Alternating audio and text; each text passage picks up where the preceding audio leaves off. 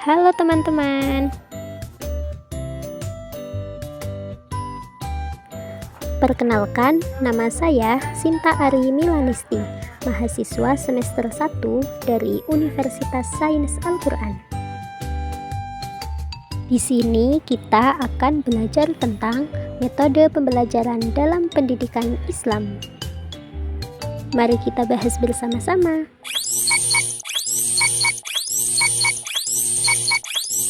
Apa itu metode pembelajaran dalam pendidikan Islam?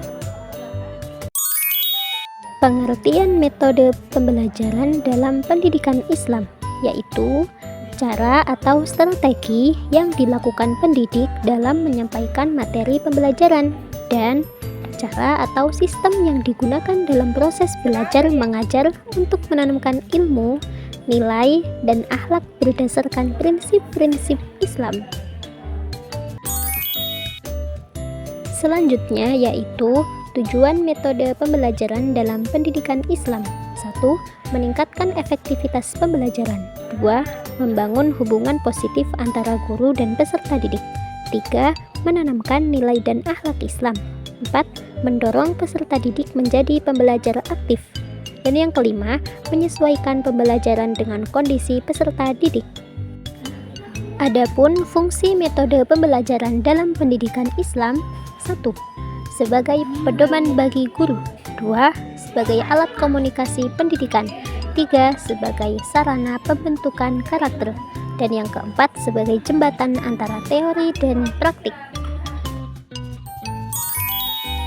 Nah, selanjutnya yaitu jenis-jenis metode pembelajaran dalam pendidikan Islam. Ada 2 jenis. Yang pertama yaitu tradisional dan yang kedua modern.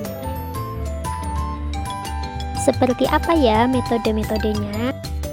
Beberapa metode tradisional yaitu seperti 1. Metode ceramah, penyampaian materi secara lisan.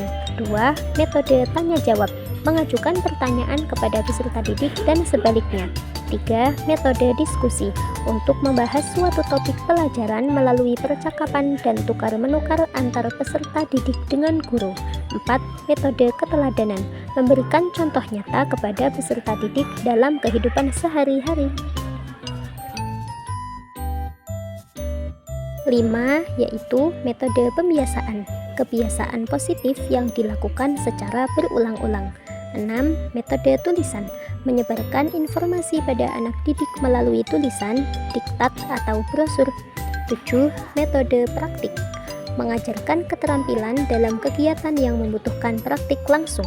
8. Metode hafalan, untuk mengingat dan menguasai teks-teks tertentu. Adapun beberapa metode modern yaitu 1.